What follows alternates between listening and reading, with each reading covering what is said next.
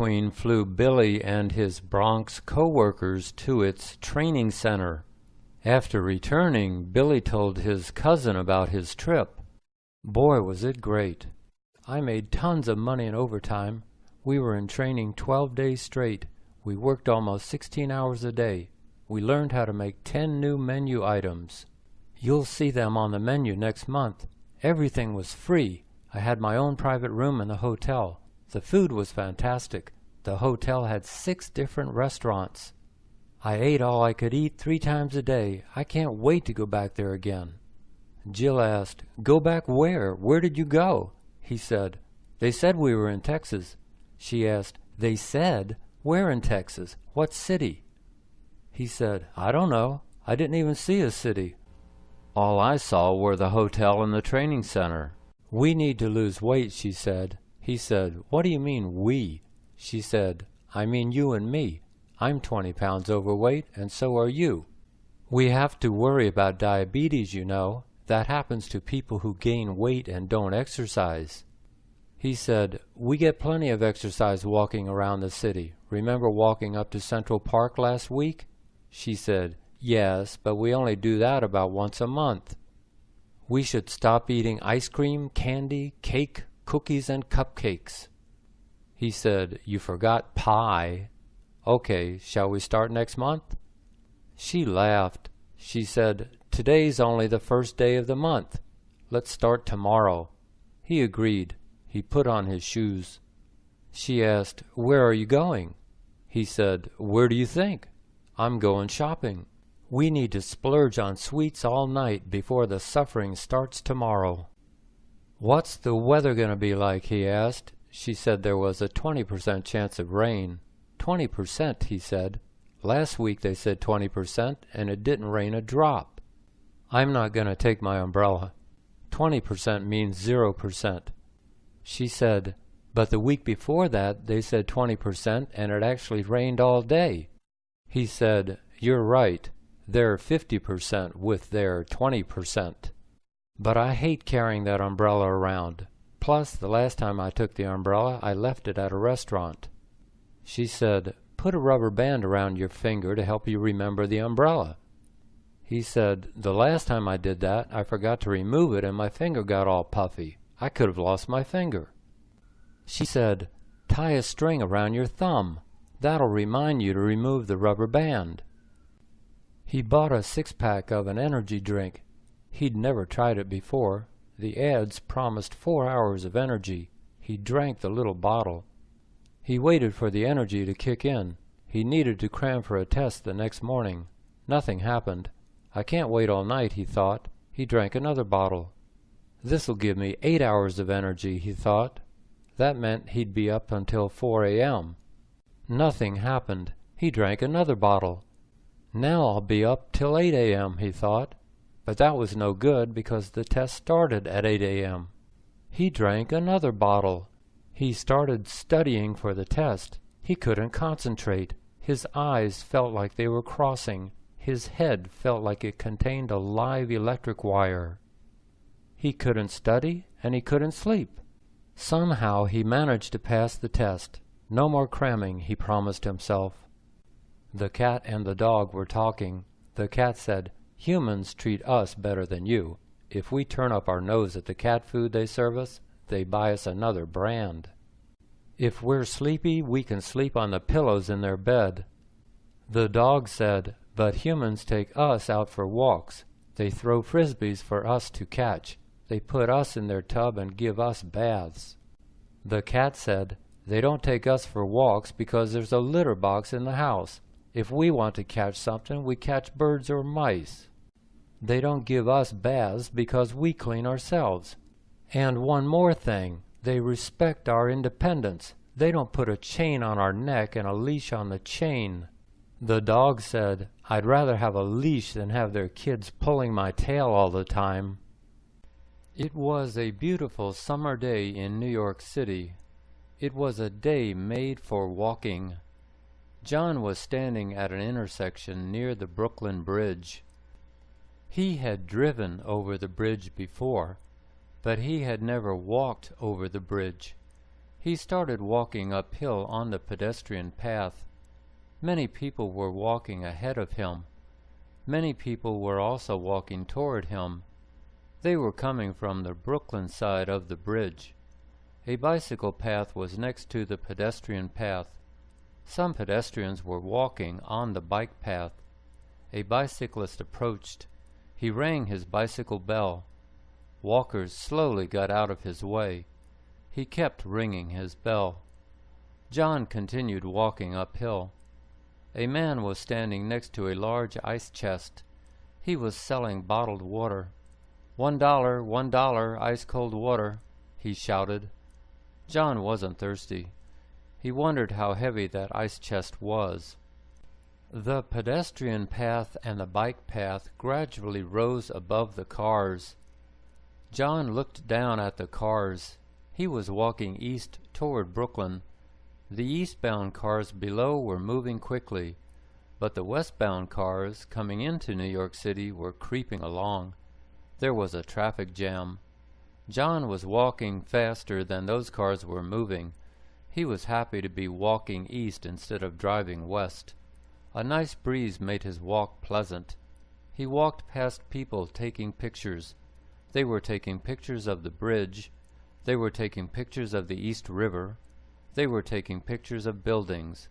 They were taking pictures of one another. A woman asked John to take a picture of her and her boyfriend. Or was he her husband? He took their picture. They thanked him. He continued walking uphill. An old man was sitting next to the handrail. He was drawing the bridge. Next to the man were about 30 drawings. They were clipped to the fence beneath the handrail. There were drawings of bridges and buildings. There were drawings of people's faces. All the drawings were black and white. John thought they were beautiful. He couldn't believe the price. Each drawing was only $10. They were all about 8 inches by 11 inches. "These are so beautiful," he told the man. The man was sitting on a folding chair. There was another folding chair next to him. "Thank you," he said. "I from Russia. English no good." John said, "But your art is very good." "Sit, sit," the man said. You." The man pointed at John with his pen. He pointed at the empty chair. "You want to draw me?" John asked. "Sit, sit," the man said. John said he didn't have time. Maybe he would stop on the way back. The man looked at John. "Sit, sit," he repeated. John smiled. He waved goodbye to the man. "Maybe I should buy a few drawings on my way back," he thought. "Maybe that old man will be famous some day. Maybe my drawings will be worth millions." He could see the Statue of Liberty. It looked so small. There were many ships and boats on the river. Some boats were full of tourists. They were going to the Statue of Liberty. They were circling Manhattan Island. John reached the first of the 2 towers. He looked up. It said 1875 on the tower. Vendors were selling T-shirts, CDs, food and drinks. People were taking pictures and reading plaques. John admired the tower. He admired the view. Half an hour later, he started walking toward the 2nd tower. What a pleasant time he was having. What a pleasant time everyone was having. Bill's laptop stopped working. He looked in the phone book under computer repair. He called a repair place near his apartment. Byron answered the phone. Bill said, "My laptop has crashed. Can you retrieve the files? If so, how much will it cost?" Byron said, "I charge $125 an hour. I can probably retrieve the files in an hour. If I can't, I will call you." The conversation lasted a few more minutes. Bill was impressed. Byron was very polite. He seemed friendly. He seemed trustworthy. A little later, Bill took his computer to Byron's office. Byron's wife was his secretary. She was very friendly. All 3 talked about Bill's computer, the weather, the Yankees, and the good old days. "They're a really nice couple," Bill thought as he left Byron's office. "I think I have 2 new friends." The next morning, Bill called Byron. "How's it going?" he asked. "It's coming along," said Byron. Your files are a real mess. I've spent 3.5 hours on your computer, but I haven't retrieved everything." "Excuse me," Bill said. "What do you mean 3.5 hours? How much money is that?" "That's $375. Byron said, "Well, actually it's $437.50. $437.50, said Bill. "Is this a joke? I can buy a brand new computer for $437.50. You're pulling my leg, right? We agreed to 1 hour. Then you were supposed to call me. Why didn't you call me?" "It was late at night," Byron said. "I didn't want to wake you. Look, it sounds like you're upset. I'll take you off the clock right now. I'll retrieve all your files, but just charge you for the first 3.5 hours. I still have about 2 hours to go. You'll be getting those 2 hours for free. That'll save you $250. How's that for a deal?" The couple stood in line at Bellevue Hospital. They were on the 4th floor. They were first in line. 3 workers sat behind the main desk. One of them, a slim woman, said, "Step down." Doug and Sandra looked at each other. Step down? There was no step. The floor was completely flat. The only steps were in the stairwell beside the elevator. The woman repeated herself. She looked right at them. They pointed to themselves. She nodded. They stepped forward. "Did you say step down?" Doug asked. She nodded. Sandra gave her a piece of paper. "There are no steps," Doug said. "You should say step forward. No one understands step down." The woman wrote a phone number on the piece of paper. She said, "Call this number on Monday." She gave the paper back to Sandra. She looked at the people next in line. "Step down," she said. Doug and Sandra walked away from the desk. "Boy, she wasn't very polite," Doug said. "She didn't say good morning. She didn't say have a nice day. What did she write on the paper?" The woman had written a phone number on the paper. "I thought we were going to get an appointment," Doug said. Sandra was upset. "Well, we didn't get an appointment, did we? You had to correct her English, didn't you? You upset her. So she didn't give me an appointment with the doctor. Now I have to wait until Monday before I can make an appointment." Doug said, "Of course I corrected her. She was speaking incorrect English. Who ever heard of step down when there are no steps? I tried to make her a better speaker. I tried to get her to speak correct English." Sandra said, "What's more important, her English or my appointment?" He was standing on the busy sidewalk. He was looking straight up. They were building a high-rise at 32nd Street and 6th Avenue. It had hundreds of huge glass windows. A crane was lifting a dumpster. The dumpster was about 20 feet in the air. He watched it rise. What if the cable broke? The dumpster would drop like a rock. How many people on the sidewalk would it injure? Something rolled over his foot. He looked down. A woman said, "Oh, I'm sorry. Are you okay?" She was pulling her grocery cart. "No problem," he said. He went back to watching the dumpster. "What's so interesting?" she asked. She looked up too. Then he smelled something foul. It was cigarette smoke. She had lit a cigarette. He couldn't believe it. He was there first. It was his space. He walked away. Maybe it will drop on her, he thought. Drew was standing near the pharmacy counter in the drugstore on 33rd Street. 2 men approached. The short, stocky man was swearing loudly. He told the male employee, "You better not call the police. Do you live around here? I better not see you on the street." "Are you threatening me?" the employee asked. 5 other customers were near Drew. 3 other employees were also nearby. No one said a word. Everyone watched and listened. "I didn't steal nothing. You call the cops and I'll fight every one of them. You think I won't?" the young man said. "Sign here, please," the employee said. The man signed a form. He broke the pen in 2. He said, "You're a punk," and walked away. That was a violent guy, Drew thought. He might have attacked the employee. Why didn't I call the police, he wondered. Why did I just stand here? Sam had lost his new teaching job. His supervisor had told him, "I'm sorry. When we don't get enough new students, I have to lay off the newest teachers." But Sam was the only new teacher who'd been laid off. All the other new teachers were still working. Why him, he wondered.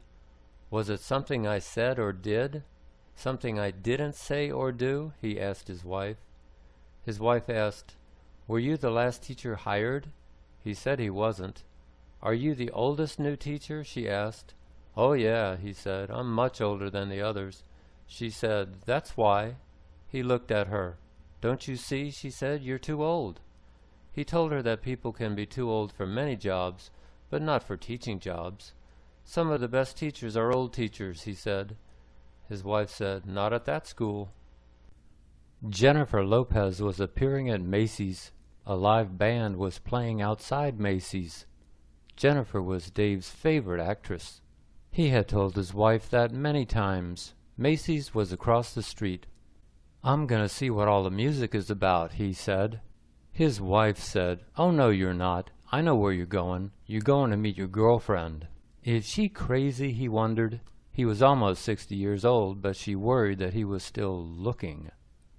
"Because you have a history," she always told him. But he wasn't looking. A girlfriend would destroy his marriage. Nothing was more important to him than his marriage. "How many times have I said that you are my only girlfriend?" he said. "Even if Jennifer asked me to marry her, I would say no." His wife said, "That's what you tell me, but that's not what you would tell her." Linda's apartment intercom buzzed. She picked up the intercom phone. "Hello," she said. "The UPX man is coming up," said Julia.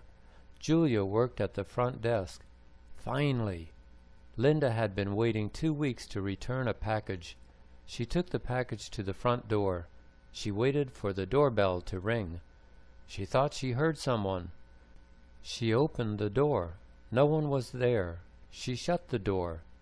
She stood just inside the door. A few minutes went by. She stared at the package. Where was this guy? Did he get lost? Did the elevator get stuck? Did he go to the wrong floor? Maybe she should call Julia back. Knock, knock, knock. Linda almost jumped out of her skin. Was he trying to break the door down? She couldn't believe the door was still on its hinges. "UPX!" the man yelled at the top of his lungs. She was in a hurry. She wanted something fast for breakfast. He told her to have milk and cereal. She said that milk upset her stomach. "Don't you know that by now?" she asked. He said there was soybean milk in the refrigerator. "What kind of cereal do we have?" she asked. He told her they had grape nuts and shredded wheat. "Yuck," she said. "Don't we have anything tasty?" He said that a spoonful of sugar would make the cereal taste better. "But sugar might raise my cholesterol," she said. He said that sugar doesn't raise cholesterol. Meat does. "If you really want to lower your cholesterol, you should stop eating meat," he said. She said she loved meat. She would never stop eating meat. Meat was much more important to her than her cholesterol level. "If someone invented steak cereal, I'd eat 3 bowls a day," she said. Barry called Jean from work. The two of them talked only occasionally. They used to be best friends. Barry asked how everything was. He asked about Jean's health. While Jean was answering, he heard someone talking to Barry. "What's going on?" Jean wondered. A co-worker was talking with Barry. The conversation lasted about 20 seconds. Finally, Barry said, "I'm sorry, Susan asked me a question." Jean asked, "Couldn't she see you were on the phone?" Barry said, "Yes, but she needed a fast answer." Jean said, "That's rude." Barry said, "Sometimes she forgets her manners." Jean said, "She was rude, but you were rude too. You were talking with me. You should have asked me if I minded waiting a second. Instead, you ignored me and paid complete attention to her. Would you have done that if you had been talking to your supervisor?" Barry said that he had to go. He said that he felt bad because she had lost her client last week. "You should feel bad. It was your fault," she said. He said it wasn't totally his fault. "We missed the first train by a few seconds. Yes, that was my fault. So we got to Costco 20 minutes late. We got home 20 minutes late. But you still had plenty of time to make your appointment. But you ate a big lunch, then you took a long shower," he said. "I always eat a big lunch," she said. "I always take a long shower." "You should have kept your 1 o'clock appointment," he said. "Instead, you told your client to meet you at 2 o'clock. She refused. You should have asked her, not told her. That was rude." She said, "You knew I had a 1 o'clock appointment, but you made us late. That was rude." It was time for her yearly checkup and teeth cleaning. The dentist examined her gums and teeth. He said that she had a lot of plaque and tartar. He recommended a deep cleaning. She asked what that was. He said that it would take 2 visits. He would clean her top teeth first. He would clean her bottom teeth second. Each visit would take 2 hours. "How much will it cost?" she asked. "It will cost 4 times as much as a regular cleaning," he said. "I can't," she said. "I don't have the time or the money." He tried to convince her to get the deep cleaning. She refused. He turned cold. He silently gave her the regular cleaning. But he did it fast, and it hurt. "He taught me a good lesson," she told her husband. "What lesson?" he asked. "He taught me to find another dentist," she said. Do you sleep alone? Or do you just think you sleep alone? Maybe your bed is not just your bed. Bed bugs are taking over the USA. The little pests are about the size of an apple seed. Many big cities have them. The Big Apple has them. They are in hotels, they are in theaters, they are in department stores, they are in apartment buildings. Their favorite place in an apartment is the bedroom. Their favorite place in a bedroom is the mattress. At night they crawl out of the mattress. They suck blood out of whoever is sleeping on their mattress. Many victims have red bite marks on their skin the next day. The red marks are ugly. Worse, they usually itch like crazy. Researchers are trying to develop a magic chemical that will kill only bed bugs. Meanwhile, people need to keep their eyes open, especially while they're asleep. She told him to stop picking at his ear. He said he wasn't picking at his ear. He was pulling hairs out of his ear. "You look ridiculous," she said. "You look like you have a mental problem." He said he did have a mental problem. The hairs in his ears were driving him crazy. "They grow like weeds on steroids," he said. "Do what my brother does. Shave your ears," she said. He said that was ridiculous. Nobody shaves their ears. "Nobody. I just told you my brother does," she said. "Don't knock it till you try it." He decided to try it. He went into the bathroom. He put shaving cream on both ears. He grabbed his razor. His wife walked in. She started laughing. "What are you doing?" she asked. "I'm shaving my ears," he said. "Not with a regular razor," she said. "Use an electric shaver." "Mommy, look at my papers," said Sandra. "My teacher wrote me a note." Her mom looked at the paper. It was a math test. At the top it said, 50%, you're such a loser. Her mom screamed. She said, "Did Mr. Brown write this note? How dare he? I'm calling your school right now." She went into the living room. Sandra heard her mom yelling on the phone. A little later, she came back into the kitchen. "Don't pay attention to that note, honey. Just because you fail a test doesn't make you a loser. You're a winner, honey. You're the best little girl in all the world. Don't worry about your score. Your daddy and I got 50% on many tests in school. We're not losers, and neither are you. But you know who is a loser? Mr. Brown is a loser, because he's going to lose his job." Toyota was in the national news. It was recalling 1 million cars. It wanted to check all their brakes. Jack was driving his new Toyota. He dialed 911. "Help! My brakes don't work," he said. He told the dispatcher where he was. The dispatcher called the highway patrol. A highway patrolman pulled in front of Jack's car. He slowed down until Jack's front bumper touched his rear bumper. He carefully braked. Both cars slowly stopped. Jack got out of his car. He hugged the patrolman. A TV news helicopter was filming everything. Jack was on the national TV news. "It was terrible," he said. "I almost died. Of course, I'm going to sue Toyota." Toyota examined Jack's car. It said nothing was wrong with the brakes. A newspaper reported that Jack was $700,000 in debt. He had missed his last 2 car payments. "Something's fishy here," said the newspaper reporter. He took the number 1 train to Columbia University. He explored the campus. There were many sculptures. The sculpture at Green Hall was massive. The sculpture was about 10 yards high and wide. It sat on top of the entranceway roof. The roof was about 12 feet high.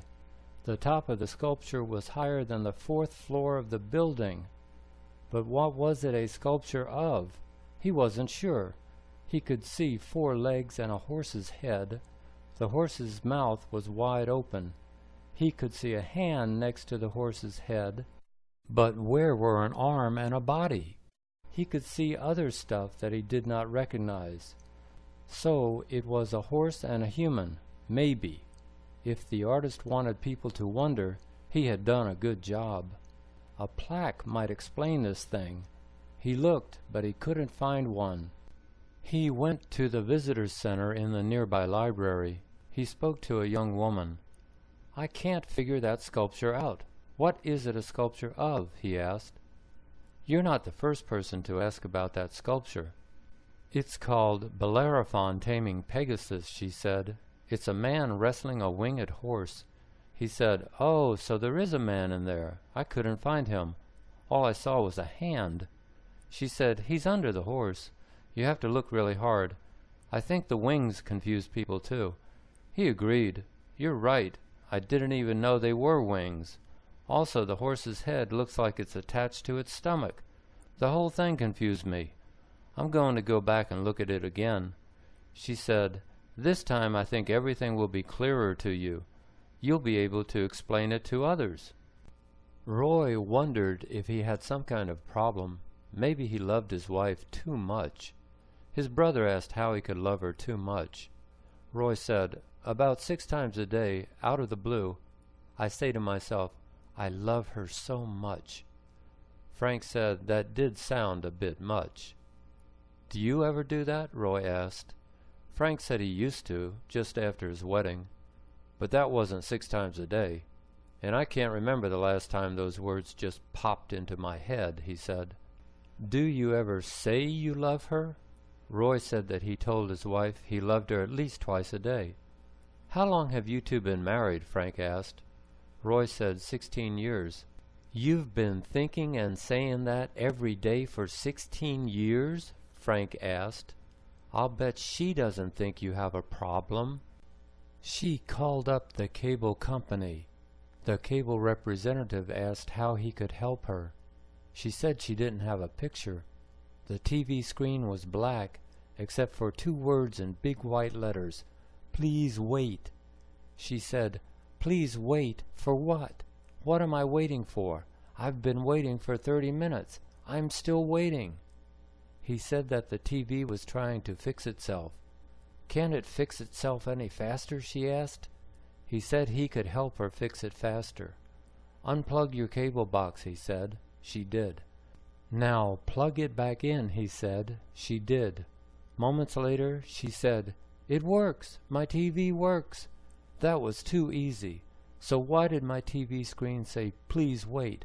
Why didn't it say, "Unplug your cable box and plug it back in"? Thank you. Now I know what to do next time. I certainly won't wait." She brought home a salad and a large pizza. She put them on the table. Her husband asked if he could join her. She was surprised, but she said of course. They started eating. "This is delicious," he said. He was wolfing the pizza down. "Sometimes I don't understand you. You're such a germaphobe," she said. "You know that some restaurant workers don't bother to wash their hands after using the bathroom. Some don't wash their hands after they pick their nose. A worker might have used his dirty hands to make this food. Or he might have used his dirty plastic gloves. He might have sneezed on the cheese. He might have coughed on the carrots. He might have picked the pepperoni off the floor. You are eating all those germs. Don't you care?"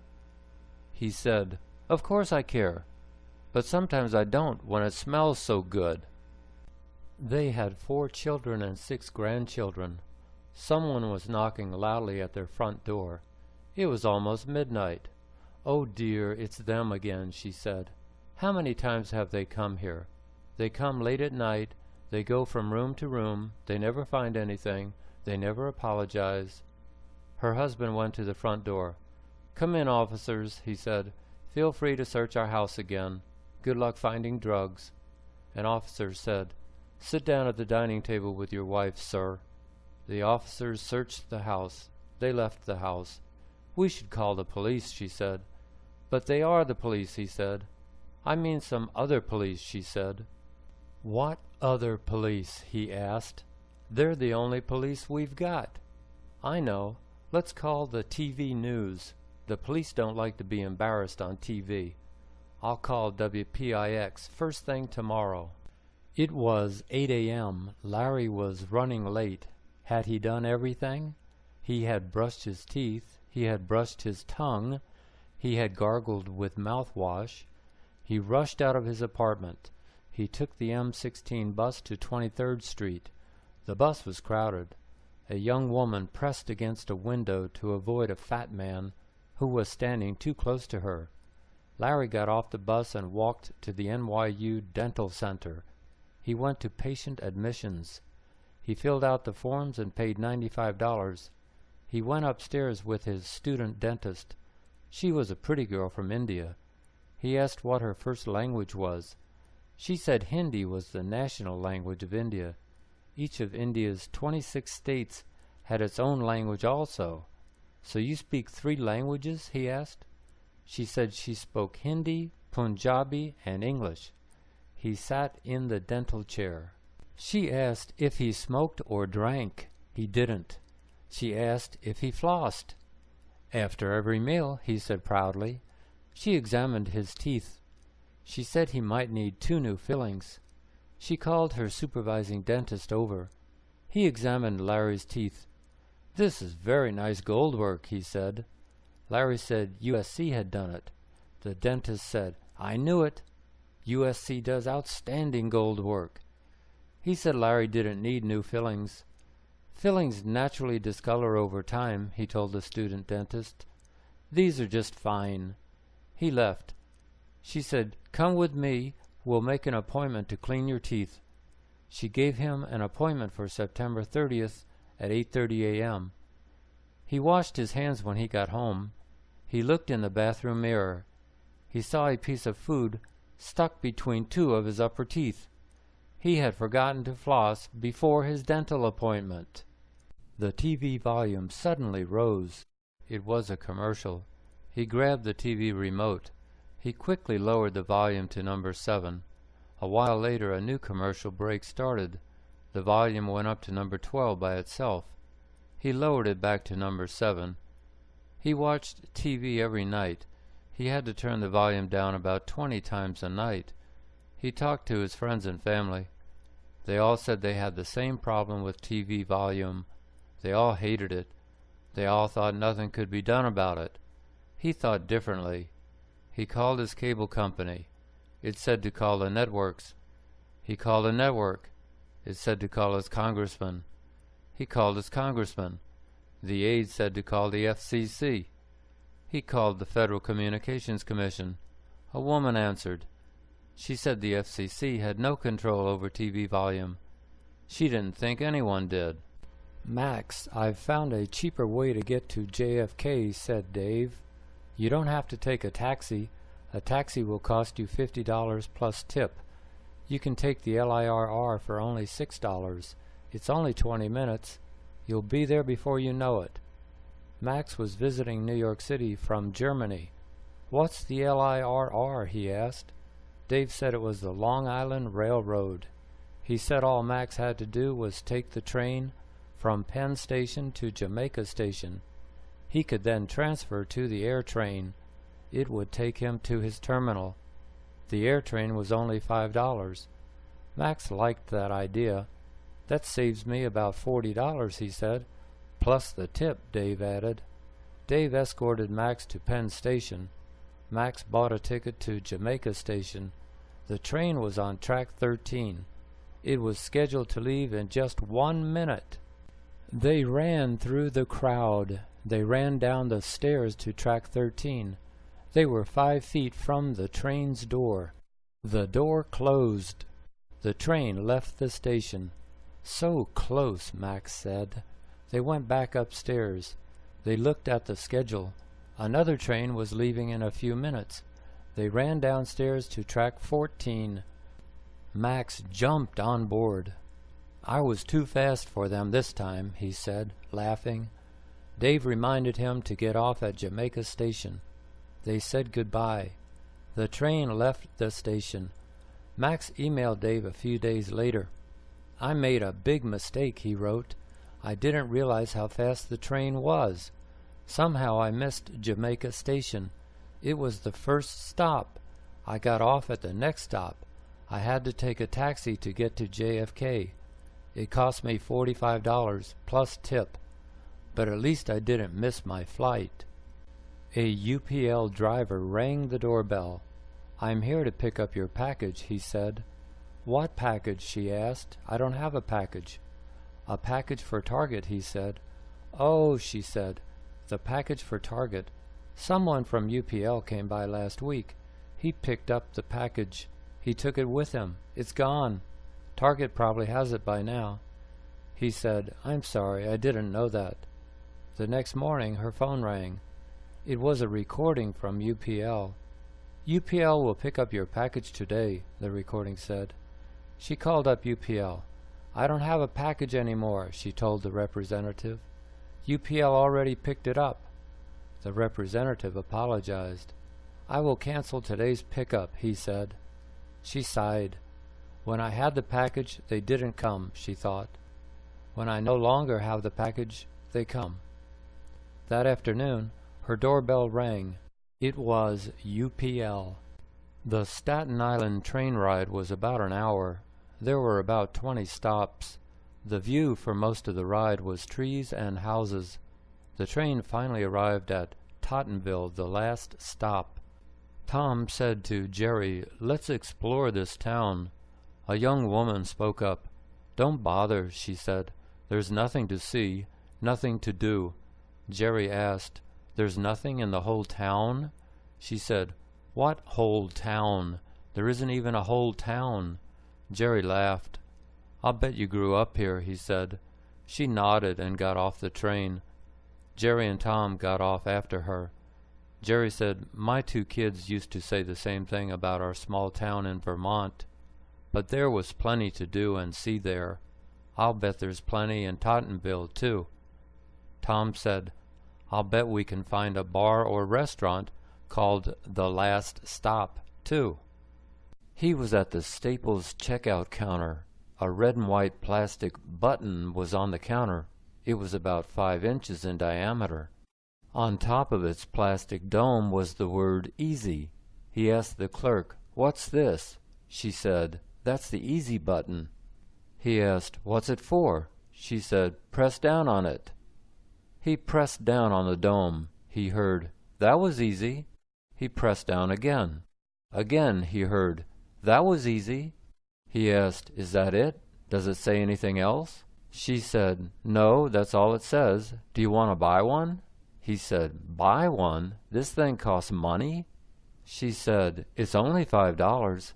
He said, $5? Why would anyone pay $5 for this? She said, they see the button on our TV commercials. They think it's cute. He said, but it doesn't do anything. She said, but it's cute. She was moving to New York City. She asked her brother to drive her to the airport in her car. Okay, but I've never driven this heap before, he said. It drives like any other car, she said, and it's a 1993 Cadillac. It's not a heap. Remember, when you sell it, keep 25% for yourself. Okay, he said, I'll keep $25 and I'll send you $75. She put her bags in the trunk. They got into the car. He pressed on the emergency brake with his left foot. He turned on the ignition. The dashboard emergency brake light came on. The emergency brake light is on, he said. I thought I was releasing the brake. Instead, I must have set it. Now, how do I release it? Where's the brake release handle? She said, I wouldn't know. I never use the emergency brake. Let me check the manual. She opened the manual. She looked under E for emergency brake. She looked under B for brake. Unbelievable, she said. There's nothing in here about the emergency brake. He said, it's got to be in there somewhere. You know what? Maybe it's just a faulty dashboard light. That happens a lot. She said, yes, maybe that's it. Press on the gas pedal. He slowly pressed down on the gas pedal. The car moved forward. The dashboard light went off. He sped up. It seems fine, he said.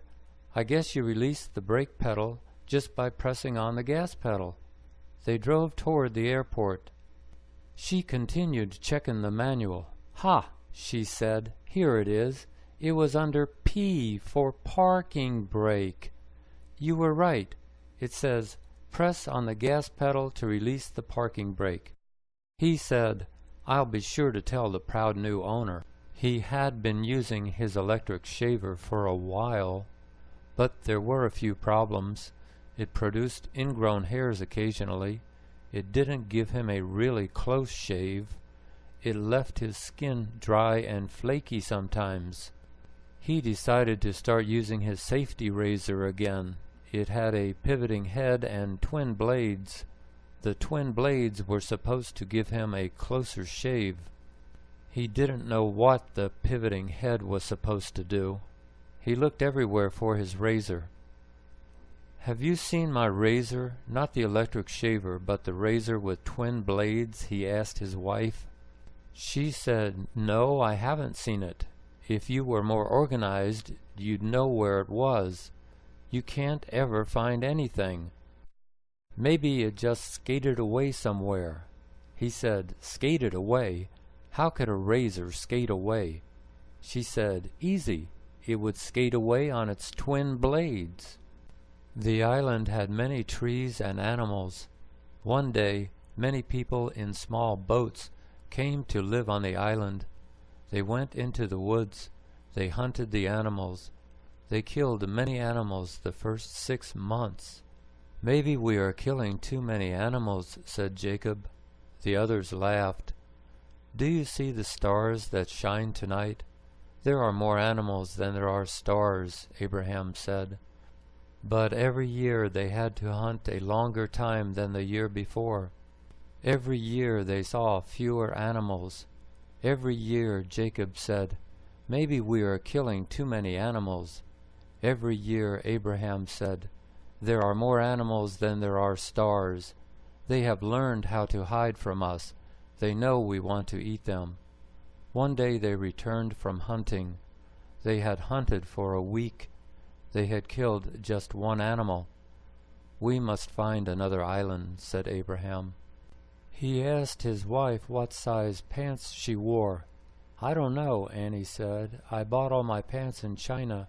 Sizes are different in America. They went downtown to Century 21. They took the escalator to the 3rd floor. She asked a worker where women's dress pants were. They're at the far end of the store, the worker said.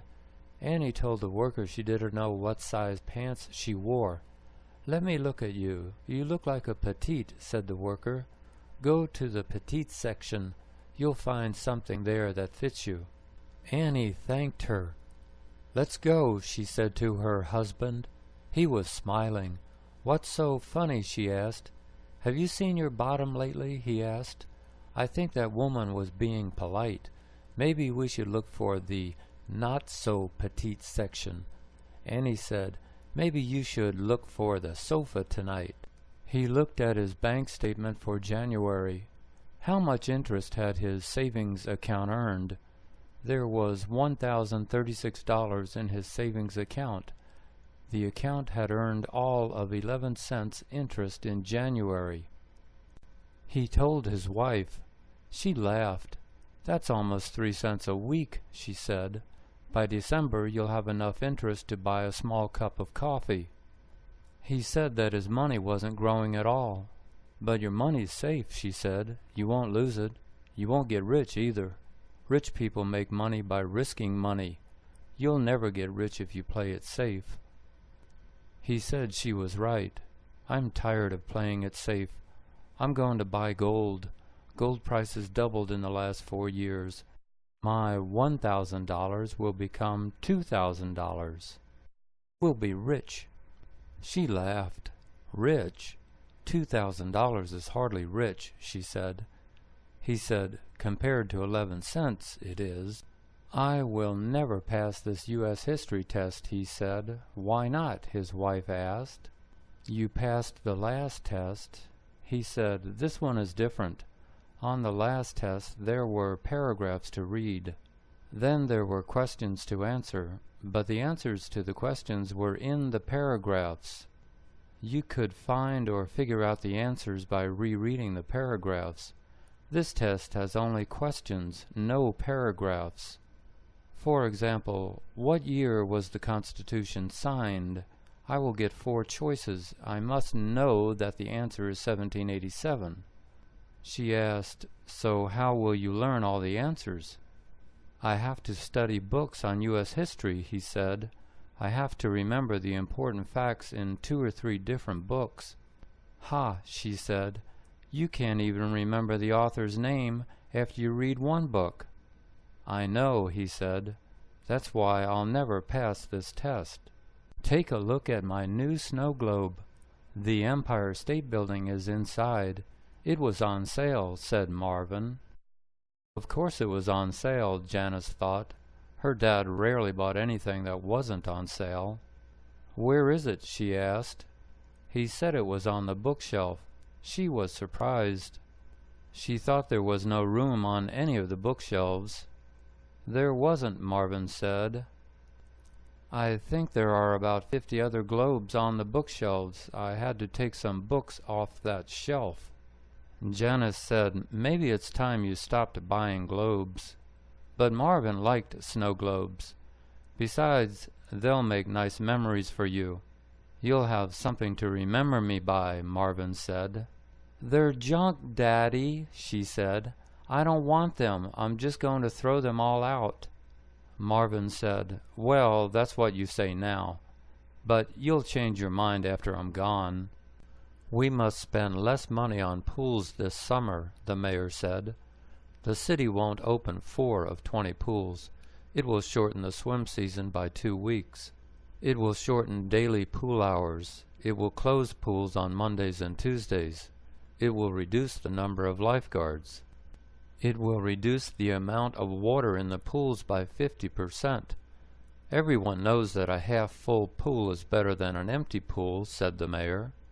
"It will remove all of the diving boards.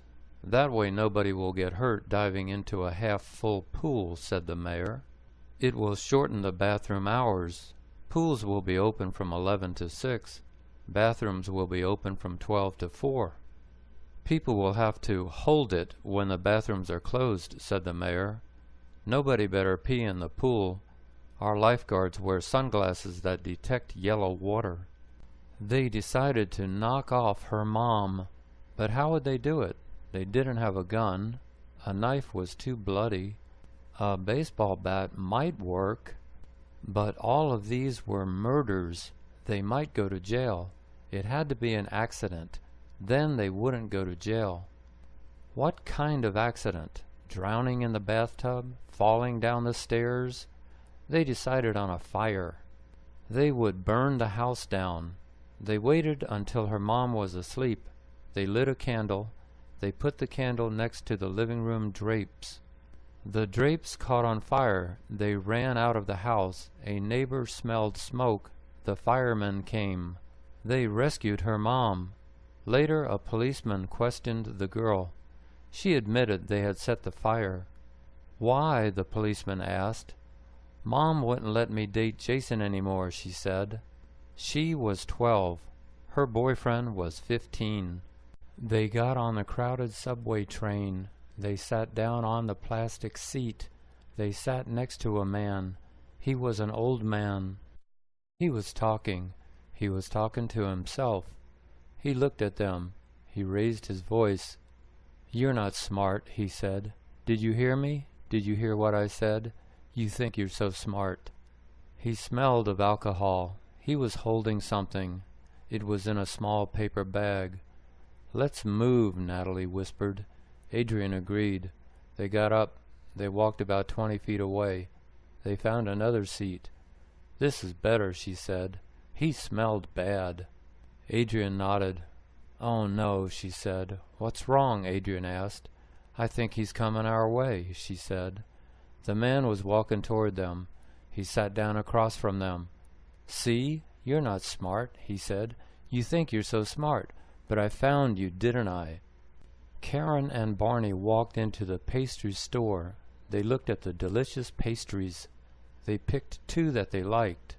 "Would you like something to drink?" asked the clerk. "Give us 2 large coffees," said Barney. He paid $9 for the cakes and drinks. He put 2 quarters into the tip jar. Karen looked at him. They sat down at a nearby table. "That's it?" she asked. "What's it?" he asked. 2 quarters is it?" she asked. "Yes," he said. "Isn't that okay?"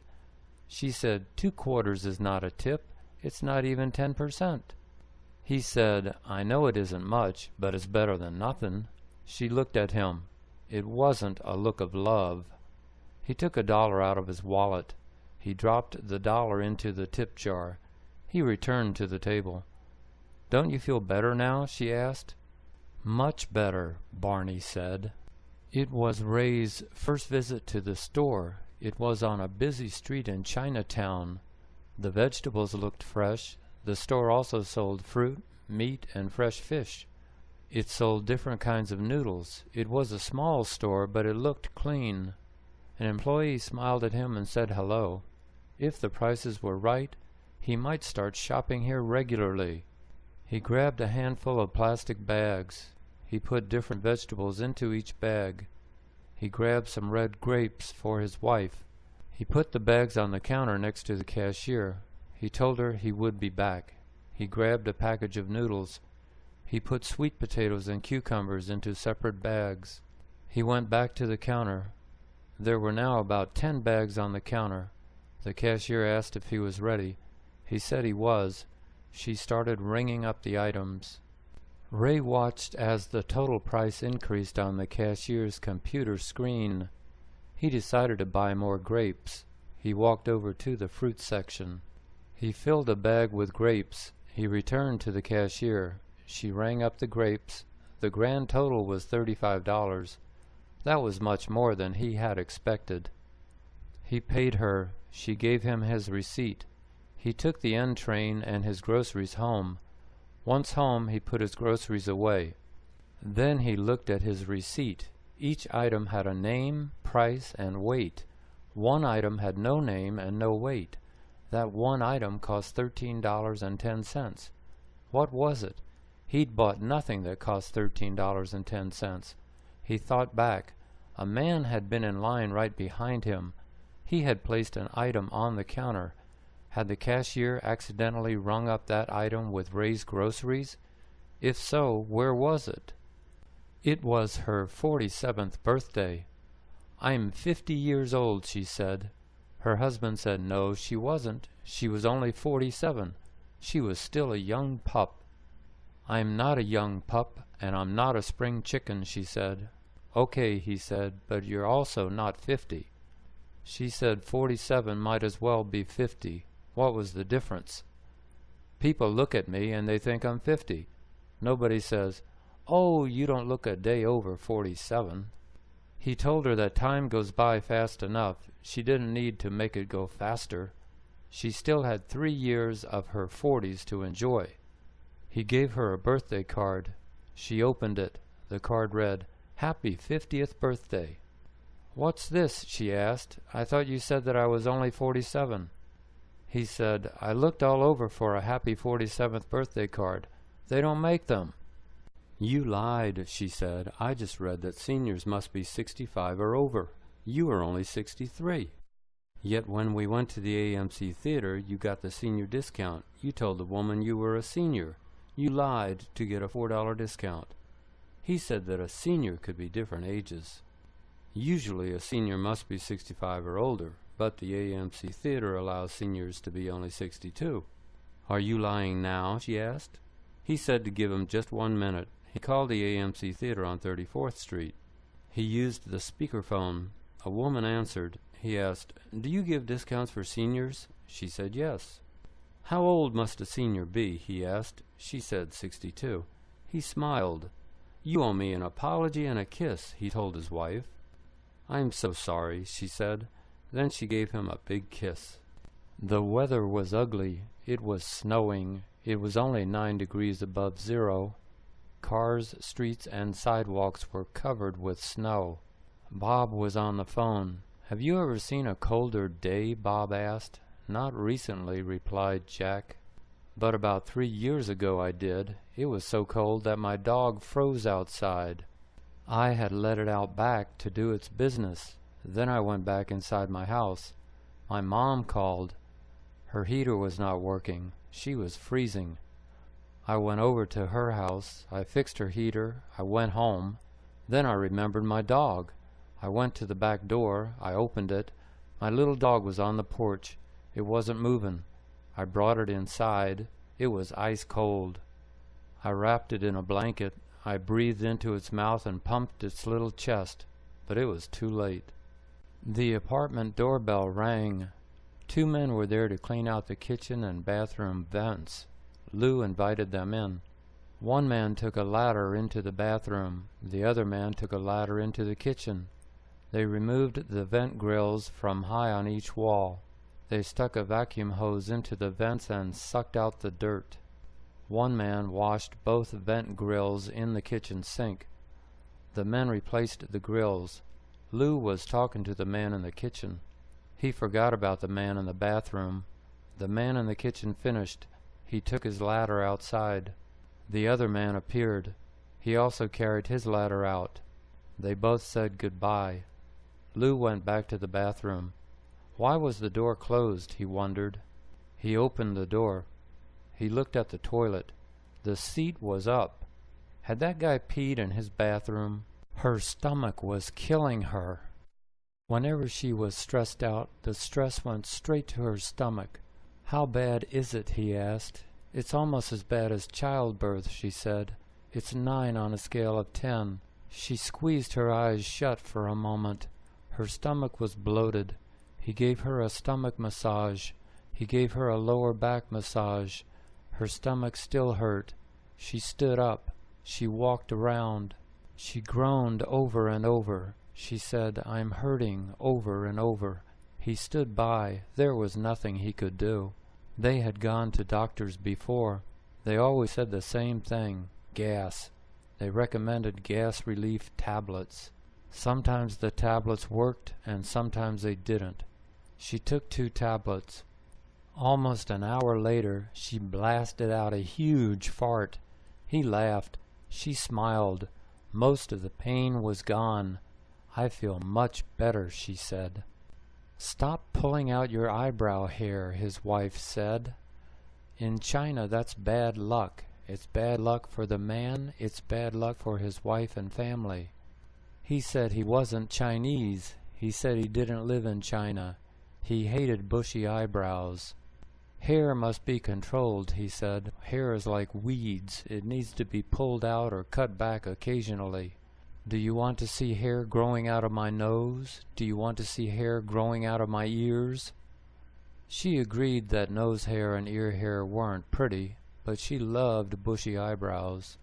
They meant that a man would have a long life. They made a man attractive. She asked him not to pull his eyebrow hair out any more. He groaned. "Let me think about it," he said. She said, "Don't think about it, just do it. For us." He groaned again. A storm dumped 20 inches of snow on New York City. Kids loved the snow. Commuters hated it, especially commuters who drove cars. Snowplows pushed the snow off main city streets, but they pushed the snow up against parked cars. Elton's car was on a street in Brooklyn. A snowplow had pushed a huge pile of snow against the side of his car. He grabbed his snow shovel. He started digging his car out. He put the snow back into the street. A cop drove by. He told Elton that it was illegal to put snow into the street. He said it was a $100 fine. Elton said, "I need to get to work. Where else can I put this snow? Where else can my neighbors put it? Are they going to fine all of us?" The cop drove off. Elton continued to put the snow back into the street. He told his wife that he was going to Chinatown. He was going to buy a bag of rice. She said to wait until next week. The streets and sidewalks were still icy. He said he would be careful. She frowned. He said he would be back in an hour. She frowned again. Chinatown's streets and sidewalks were indeed icy, but he didn't slip or fall. He finished his shopping. He took the R train home. His wife was still upset. She said he was lucky he hadn't fallen. She had been worried the whole time he was gone. "Why don't you listen to me?" she asked. "Why do you always make me worry?" He said, "I got you something nice from Chinatown." She said she didn't want anything nice from Chinatown. He gave her a package of fresh-cooked squab. Her frown disappeared. "I'll forgive you this time," she said. Ada was lonely. She wanted a baby. She went to a hospital. She stole a baby. She called her baby Norma. When she got older, Norma asked, "Where is my daddy?" Ada said that Daddy had died. Norma asked, "What did Daddy look like?" Ada showed Norma a picture of Daddy. Norma asked, "Why don't I look like you or Daddy?" Ada said that she didn't know. Norma thought something was fishy. She thought she was a missing child. She did a lot of research. She made a lot of phone calls. She found out who her real parents were. She called them up. They couldn't believe it. Their little girl had found them after 20 years. They were so happy. Ada apologized to them. She was sorry she had stolen their baby. Norma's parents didn't accept Ada's apology. They said Ada should go to jail for a long time. KF was selling a family bucket for only $12. The ads were on TV. Josh went to a KF on Broadway. A big sign in the window said "Family Bucket, $12. 8 pieces of chicken, coleslaw, and mashed potatoes." Josh went inside. He ordered the family bucket. The worker said, "We're not KF." She said to go to the rear. Josh didn't understand. "We sell Nathan's hot dogs," she said. "KF is back there." He walked to the back of the big room. There was only one KF register open, but there was only one person in front of him.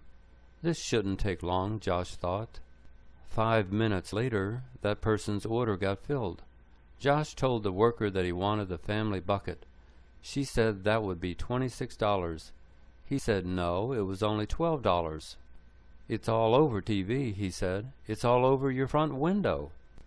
The worker had no idea what Josh was talking about. He walked back outside to check the sign in the window. Yes, it said "Family Pack, $12. He walked back inside. He waited for the person in front of him to get her order filled. Then he told the worker about the sign again. She called the manager over. He said yes, there was a family pack for $12. Relieved, Josh ordered it. The manager asked whether he wanted extra crispy original or grilled chicken. Josh didn't know which one his wife preferred. He ordered a mix of all three. Then he changed his mind. His wife was a health nut. He said grilled. The worker filled a big bag with all the food. Josh went home. His wife asked him what took so long. She didn't wait for his answer. "I hope you got the original chicken," she said. His knee was killing him. Whenever he walked, it felt like a knife was going into his knee. He called Bellevue Hospital. A woman answered. He said he wanted to get an appointment with a knee doctor. "Do you have a referral?" she asked. He said no. "Then you'll have to see a regular doctor first," she said. "I can't give you an appointment for a regular doctor now. You'll have to call back for an appointment in October." His jaw dropped. "This is March. Did you say October?" She said yes. "You don't have a clinic card," she said, "so the earliest appointment is October." He said he did have a clinic card. "Give me the card number," she said. He gave her the number. "Okay, now I can give you an appointment," she said. Great, he thought. "Go to 2D at 10 a.m. on October 26th, she said. Students were sitting on the floor in the hallway.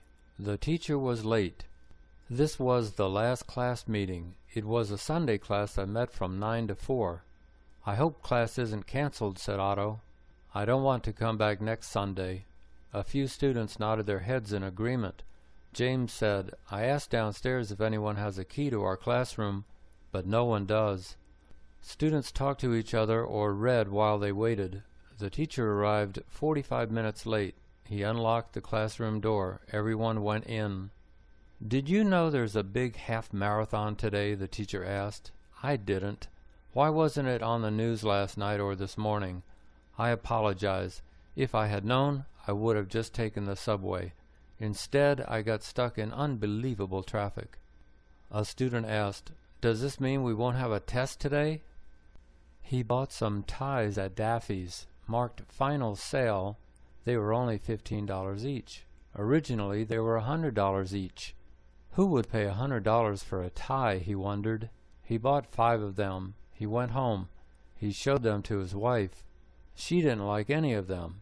"But they're worth $100 each," he said. She said, "I don't care if they're worth $1,000 each. They're ugly. I won't go anywhere with you in those ties." He went back to Daffy's. He went to the returns counter. He showed the ties and the receipt to the worker. He said he wanted to exchange the ties. She said, "I'm sorry, no returns, no exchanges." He asked, "What do you mean? I just bought these ties this morning." She said, "Look at this receipt. What does it say at the bottom?" He looked. It said, "No returns or exchanges if final sale." It was 4 p.m. The final class had just ended. Some students were saying goodbye to one another. Some students were exchanging emails with one another. Some students were talking about where to go for dinner. There was a lot of talking and laughing. Sonny was putting his book and notebook into his briefcase. He was not talking to anyone. No one was talking to him. All of these people really seemed to like each other, he thought. They all seemed to have made new friends in class. How did they make friends so easily? He hadn't made any new friends. He hadn't even made a new acquaintance. He picked up his briefcase. He walked out of the classroom. He walked over to the elevators. He pushed the elevator button. He took the elevator from the 17th floor down to the 1st floor. He had the elevator all to himself. Roger's job requires him to take pictures of apartment interiors. A wide-angle lens is best for taking these pictures. Roger bought a new camera with a wide-angle lens. He took the camera home. He read the manual. The manual said nothing about how to set up the wide angle. He went back to the camera shop. He asked a worker how to set up the camera for wide angle. The worker showed him. He said, "Go to function, set the camera on S. S is wide angle. It also uses fewer pixels, so you can put your pictures online quickly." Roger went to 4 apartments. He took 43 pictures. He uploaded them to his office computer. Not a single picture was wide angle. Roger asked a coworker for help. "Why is it on S? S stands for small," she said. "You have to set the camera on W. W for wide. It's so obvious. In his final years, he rarely talked to anyone. As a boy, he had talked to everyone. He was curious about everything. He asked everyone questions about everything. As he got older, he began to notice something. People didn't answer his questions as often as they used to. Sometimes people didn't answer his questions at all. Many times they answered his question with their own questions. Who knows? Who cares? Are you writing a book? So he gradually stopped asking questions of people. Then he gradually stopped talking to people. After he died, his brother collected his belongings, including his computer. One of his computer files was his journal. It was over 4,500 pages long. The first sentences were, "Why bother talking? People are just too busy to listen. I write because my computer accepts my every word. It never ignores me, it never patronizes me, it never interrupts me." He was out of money and out of work. He needed money for food and rent. Where could he turn? No bank would lend him money. No relatives could lend him money. There was only one person who could help him. He called an ex-girlfriend. "Hi, this is Earl," he said. She asked, "Earl who?" He said, "Earl, your ex-boyfriend, Earl." She said, "I knew that. Why are you calling me after all these years? You'd better not be calling me to borrow money." He said, "Honey, I'm totally broke. I'm desperate. You're the only person who can help me." She said, "Don't call me honey. I'm not your honey, and I'm not here to help you, money-wise or otherwise. A few years ago I was, but you dumped me. You didn't need me then. I don't need you or your problems now. Good luck helping yourself." She hung up. It is the future. People have eaten most of the animals and fish. The oceans contain little more than salt. Most pets have been eaten. The tired soil produces few fruits, vegetables, and grains. People worldwide have been dying of hunger. Researchers finally created a food pill. Its ingredients include carbon dioxide, hydrogen, hemp, and soy. They activate the pill with lasers. Each activated pill not only contains all the essential nutrients, calories, and fiber, but it makes people feel full. They swallow one pill daily. It has no taste. People hate it. The Earth Food Network president said, "This pill is better than nothing. It saves lives. Everyone knows that we are eating too much of everything, but everyone continued to eat. If we let all the animals and plants reproduce naturally for another 1,000 years or so, they'll come back. Then we can all eat real food again." She went to Central Park to catch dinner. She caught a big frog. She was about to put it into a bag. The frog said, "What are you doing?" She said, "I was planning on cooking and eating you, but since you can talk, maybe I should put you on TV." The frog said, "I don't want to be on TV. I'm a magic frog. I'll grant you one wish if you release me." She said, "One wish? Okay, I wish to live forever." "Done," said the frog. The next day she got hit by a truck. She was completely paralyzed. Moreover, she was locked in. She could do only two things, blink and think. She wished she could die. She lived 80 years blinking and thinking. Then her wish came true. The hospital pulled the plug on her. "We can't afford to keep her alive anymore," apologized an administrator. "On Parallel Earth, everyone knows who the good guys are. Everyone knows who the bad guys are. On Parallel Earth, everyone has two colored halos over his head. Newborns have two blank halos. As people grow older, they do and say good things and bad things. The more good things they do, the more one halo fills with the color green. The more bad things they do, the more the other halo fills with the color red. People cannot hide their true colors. Their colorful halos tell all." Mary Lou's halos were green and blank. Marvin asked, "Why don't you have any red in your other halo? Haven't you ever done or said anything bad?" Mary Lou said, "Of course I have. One time I borrowed a pencil from my best friend. I forgot to return it. She had to remind me the next day." Marvin asked, "That's what you consider bad?" Their waiter brought their meal. They dug in. "This is spicy," Jerry said. He drank half his glass of water. Another waiter came by. He quickly reached across the table. He picked up Jerry's glass. He refilled it and put it back down. Jerry shook his head.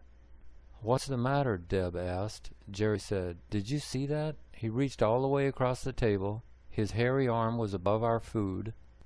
Hair, sweat, and germs could have fallen into our food. He picked up my glass by the rim. He reached over our food again to put my glass back down. Now my glass has 5 filthy fingerprints on it. "Who's going to drink out of that glass? You couldn't pay me to drink out of it." She said, "But this food's spicy. You need water." She called a waiter over. She asked if they sold bottled water. He shook the squeeze bottle of mustard. The lift top opened up. Did any mustard come out? He looked on the floor. He didn't see any mustard. He looked on the countertop. He didn't see any mustard. He squeezed mustard onto his 2 hot dogs. The next day he was in the kitchen again. He was standing in front of the microwave. He dropped a spoon on the floor. He picked it up. He noticed something. He saw a lot of dry mustard on the white cabinet door beneath the microwave. It was the mustard that he couldn't find yesterday. He wet a paper towel. He tried to wipe off the dry mustard. Most of it came off, but a yellow stain remained. He tried some dishwashing soap.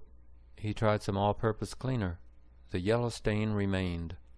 All the cabinet doors were completely white except this one. It was mostly white. "Are you going to play this week? I need your $2, said John. Joe said, "I think I'll pass this week." John said, "Are you sure? This might be our week. I've got a feeling." Joe said, "You've had a feeling every week for the last year." They both laughed. Every Monday, John collected $2 each from 11 coworkers. They played the lottery twice a week every week. Sometimes one coworker skipped a game or two. They had never won more than a few dollars. This week, 5 of the regular players chose not to play. "I'm tired of not winning," said Bill. $2 every week adds up. I think I'm going to take a break for a whole month." Mort wanted to play, but he didn't have any cash on him. John said, "I'll put $2 in for you. You can pay me back later." Mort thanked him. John went to a newsstand Monday evening. He was standing in line to buy 7 Mega Quick Picks. But as he got to the front of the line, he decided to buy a Snickers bar. He took a step to his left to grab the candy bar. The guy in line behind John stepped up to the counter. The guy handed the vendor $5 for 5 Mega Quick Picks. That was a little rude, John thought. He bought his Quick Picks and his Snickers. Tuesday morning he made copies of the Quick Picks. He gave copies to his coworkers. Tuesday night, one of their Quick Picks won. John and his coworkers won $19.1 million each.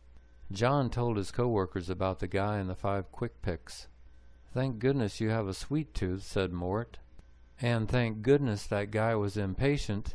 And thank goodness you lent me $2. Ben was watching Ultimate Fighting on TV. In Ultimate Fighting, 2 fighters fight inside a cage. The 8-sided cage is about 30 feet across. The cage is almost 6 feet high.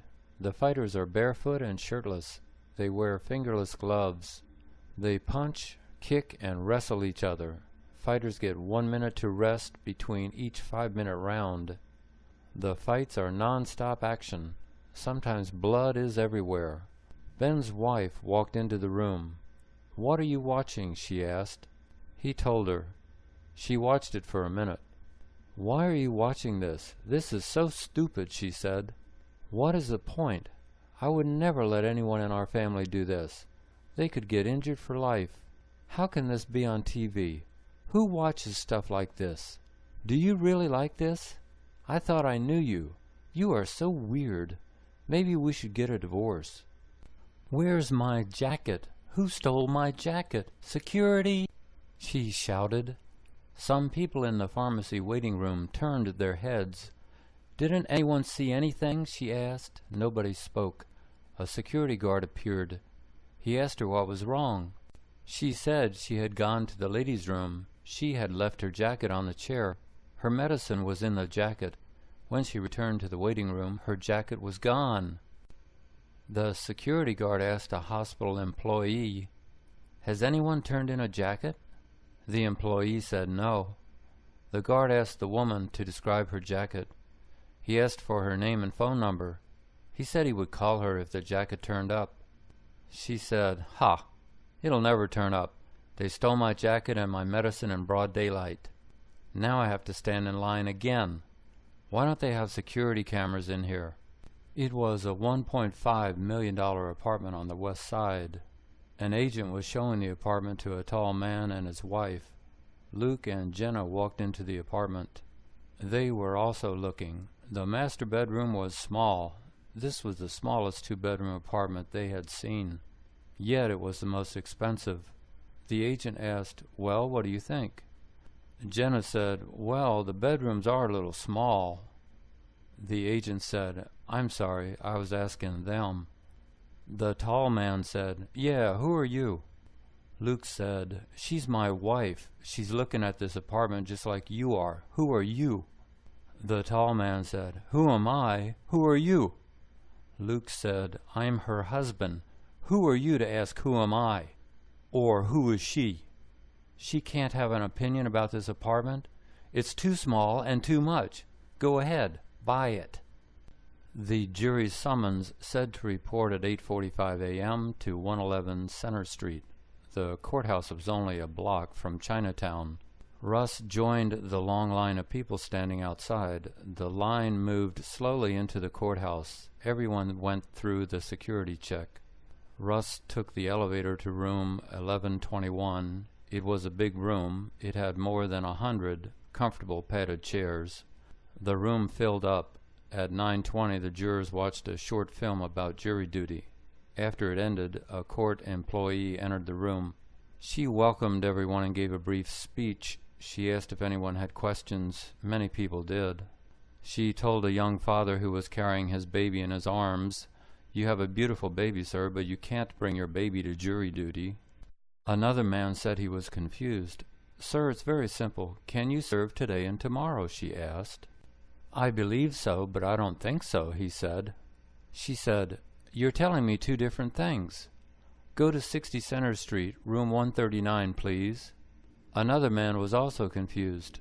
"Where do you live, sir?" she asked. He said his post office box was in Manhattan, but he lived in Brooklyn. "You don't live in your post office box, sir. You live in Brooklyn. You can't serve on a Manhattan jury," she said. Another man wanted to know how long trials lasted. "I can't tell you, sir," she said. "Each trial is different. Some last only a day or two. Some last a lot longer." When she finished with all the questions, she told everyone, "If you don't get selected for a jury today or tomorrow, you can go home tomorrow afternoon. Your jury service will be over." Many jurors murmured in approval. A few even clapped and cheered. Lynn is a Manhattan real estate agent. She gets many calls. She asks all callers the same questions. She listens carefully to their answers. She wants serious callers. If she thinks they're lying about anything, she says she can't help them. If they qualify, I can quickly find them an apartment they like, she says. They get their apartment and I get my commission. The phone rang. The caller wanted to rent an apartment. Lynn asked the usual questions. When do you want to move? Why do you want to move? Is your annual salary 40 times the monthly rent for the apartment you want? Do you have good credit? Do you have a letter of employment? Do you have 3 recent pay stubs? Do you have a reference letter from your current landlord? The caller hung up. Lynn wasn't disturbed. She thought, that's okay. Serious callers don't hang up. It was 10 a.m. He was snoring. The phone rang. It was his wife. Are you still sleeping? She asked. He said no. Is that the truth? She asked. Okay, he was sleeping, he said. You said you wouldn't sleep in anymore. You said you'd get up at 8 and write all day long. You said you would write a book. We need money. How can you make money when you're sound asleep? She hung up. He got up. Write, he thought. Write what? He had nothing to say, nothing that would interest anyone. Thousands of books are published every year. Few of them make big money. He had never been published, not even a letter to a newspaper. But he couldn't find a job. What else could he do? Writing was the only thing he could do halfway well. But write a bestseller? He went back to sleep. One of the 2 kitchen light bulbs was out. It was circular and fluorescent. He placed a chair under the light. He stood on the chair. He unscrewed 3 screws. He removed the plastic cover. He removed the bad bulb. He inserted a new one. He screwed in the 3 screws that held the cover. His wife would be pleased to have a bright kitchen again. He heard the front door open. His wife walked in. She looked at him. She said, "Why are you standing on that chair? That's a cheap plastic chair. What would happen if the chair broke? You might break your leg. You'd have to go to the hospital. We don't have health insurance. The hospital bill might be $5,000. Why didn't you call maintenance? You know they'd replace the light bulb for $30. You risk $5,000 to save $30. What is the matter with you?" Bert's dad had lost his marriage certificate. He had lost it 40 years ago, but he had never needed it. Now he needed it. He called Bert. "Can you pick up a copy of my marriage certificate? I already called the city clerk in New York City. You only need your driver's license and $15. Then mail it to me," he said. Bert said sure. He went downtown the next day. He got the marriage certificate. It was on legal-size paper. He needed a legal-size envelope. He went to Office Depot. There were 3 sizes of big envelopes. 2 of the sizes were too small, and 1 was too big. He asked a worker, "Do you have legal-size envelopes?" The worker said no. He said Bert could probably find them online. Instead, Bert bought the package of envelopes that were too big. Dad is worth the extra stamps, he decided. On Easter Sunday, Lee walked into the Plaza Hotel. It's on 59th Street next to Central Park. The foyer had white lilacs and white roses on a center table. People were taking pictures of the flowers and themselves. Lee went further inside. Many people were enjoying lunch in a big dining room. To Lee's left, a woman was playing the piano. Lee didn't recognize the music she was playing. It sounded nice. He listened for a while. He looked at the dining room menu. 1 entree was $28, too rich for him. He turned right and walked toward a carpeted hallway. As he entered the hallway, he tripped. He caught himself. There was gray duct tape along part of the carpet edge. The taped edge was half an inch above the floor. Lee walked up the hallway. It took him to an exit. He turned around and retraced his steps. Lee approached the spot where he had tripped. A woman was entering the hallway. Suddenly she tripped. She caught herself. She had tripped over the carpet edge. Lee walked over to a nearby worker. He asked to speak to a supervisor. The supervisor came over. Lee showed him the upraised carpet. Lee told him that he and a woman had tripped there. The supervisor looked alarmed. "Sir, are you all right?" he asked Lee. Lee said he was fine. "Are you sure, sir? I'll get you an accident report. You should fill it out," he said. Lee was touched. This man seemed genuinely worried. "I just wanted you to know about this situation," he told the supervisor. The supervisor thanked him. "I'm calling maintenance right now," he said. He pulled out his cell phone. He stood guard on the carpet. Nobody was going to trip on that carpet edge again. Patrons can view porn on library computers in New York City. Porn is allowed because it's an expression of free speech. The libraries cannot ban porn. "That's so disgusting," said Emily, 74. "They say it's free speech, but there should be limits to free speech. They should draw the line at porn in the library. A library is for reading and thinking. It's for improving your mind. It's not a place for gawking at naked people. It's not a place for peeping toms and other perverts. There are kids in a library. These kids are our future. We must not corrupt them. We must protect them from filth. I'm never going to use a library computer again. Who knows what filthy man was touching the keyboard? Men can be so disgusting. Well, most men. My husband, bless his soul, was never interested in porn. He only had eyes for me. Superman flew to a driving range in his Superman outfit. He talked to Arnie, the golf instructor. Arnie said, "Sure, I'll be happy to teach you how to play golf, Superman." Arnie filled a bucket with golf balls. He told Superman to follow him. He gave Superman a 7-iron. He showed Superman how to grip the club. "The correct grip feels uncomfortable at first," he told Superman. Superman said, "No, it feels fine. Let me hit a few balls." Arnie said, "Sure." He put a golf ball on the grass. Superman hit the golf ball with the 7-iron. Whack! Arnie's ears hurt. The golf ball took off like a rocket. Then it burst into flames. Then it disappeared. All that remained was black smoke. Arnie told Superman to hit another ball. Superman said, "Sure." The same thing happened again. Now there were 2 little clouds of black smoke. "Are these balls defective?" Superman asked.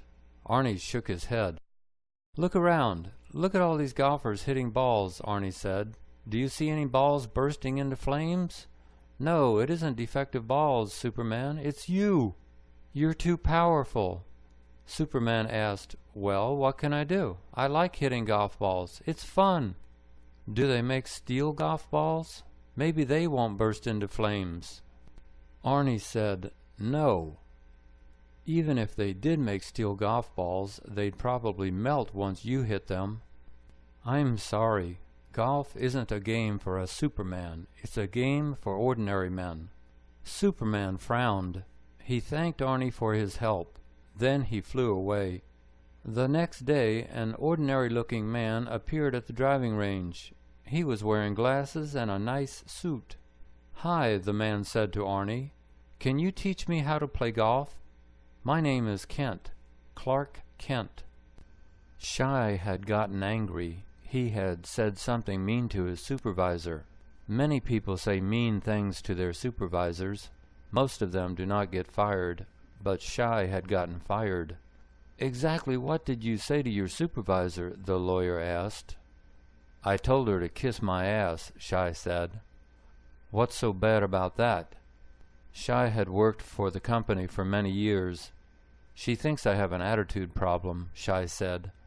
"She's been there for 5 years. I've been there for 25 years. She's half my age. She's my supervisor. I should be her supervisor.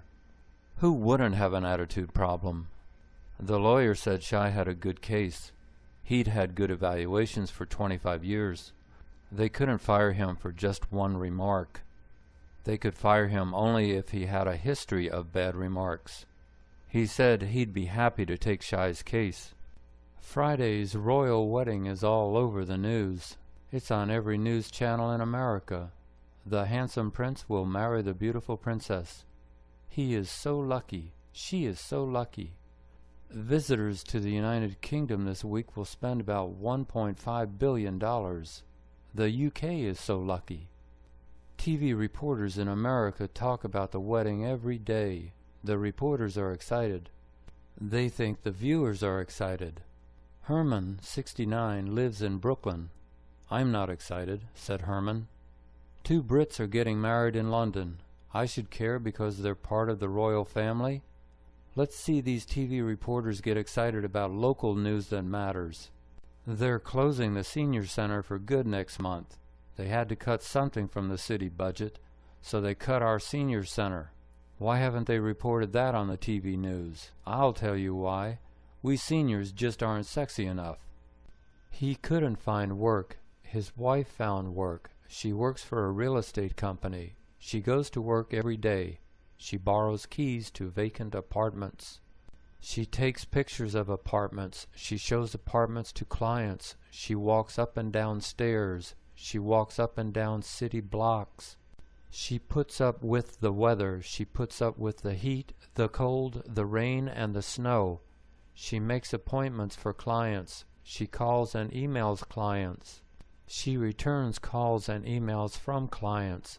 She asks clients why and when they want to move. She asks clients about their income and their credit. She fills out forms.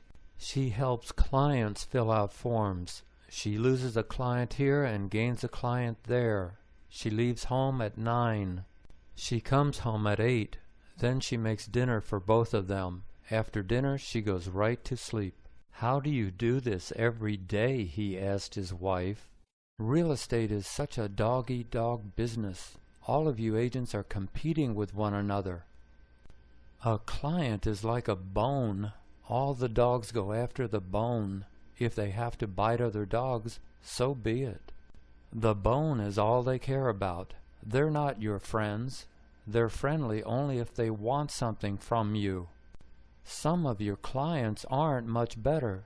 They say they'll meet you at 3 but don't show up until 3:30. Or they call you at 3:30 to say they'll be there at 4. Or they don't call you at all. Or they don't show up at all. You're on the computer for hours before and after work looking for new listings. You work every weekend. How do you do this day after day?" She said, "I love you. That's how." A dead bird was on the kitchen floor. Sam had left a present again.